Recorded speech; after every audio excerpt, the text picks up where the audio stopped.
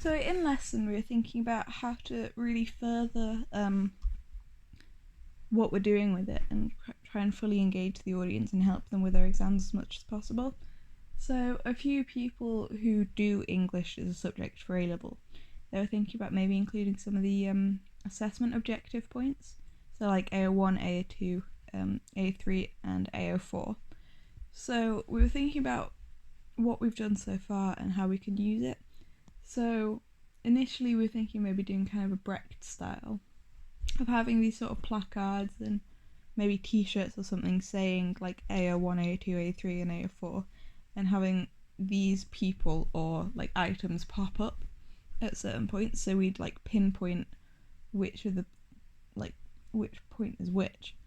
And I think this would be quite useful. However, we definitely need to speak to a teacher about this, because when we were looking through it, even when going online onto the mark scheme, it's quite confusing as to the differentiation between them all. So while we did have English students in there with us, they didn't fully understand either, because they have a fifth one and they're slightly different.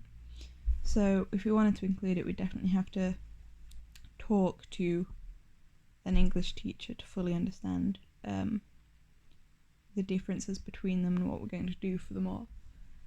I think that it could be quite useful using them, just because when I was doing GCSE English, I had no idea what they were, how to use them. I just kind of wrote what I thought. Whereas I feel like if I was told about them when I was sitting my exam, I think it could have been quite useful. Just because then I'm really writing for the exam, not just writing for the sake of writing.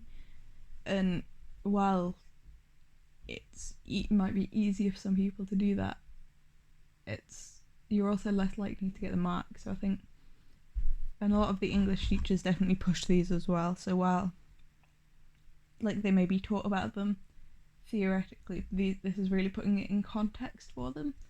And that's kind of what this whole TIE project is about for them. It's just putting it all in context and seeing it all strung together and actually like played out in front of them. So as a concept, I think it could work quite well. It's just how to include it all without making it too confusing. So I could use like placards or t-shirts or something. I think we definitely have to have one person like linked with each number. And also because we haven't really created anything with this in mind, it's going to be quite hard to put it into it this late, like at this late stage, because as we were going through it, we wrote it all on the whiteboard and there's a picture that we've got of it. It was just quite confusing because there were some points that we were making that were multiple assessment objectives, and trying to say, oh, this is like 3 out of the 4 of them or something, could get quite confusing, I feel like. So we definitely have to spend quite a while integrating them within it, which I think in a way might not be very useful, because it is kind of shoved down their throats, for want of a better term, in their lessons. So in a way, while putting it in context might be kind of useful, I feel like we could use our time for better things and focus more on the points that they might not completely understand, rather than the points that they've gone over so much that they're probably getting bored of it at this point. So I think if we thought about this at the beginning, it could have been quite useful, because then we'd slowly integrate it as we go. We'd fully understand what each of them are, and we kind of focus it around that point in a way.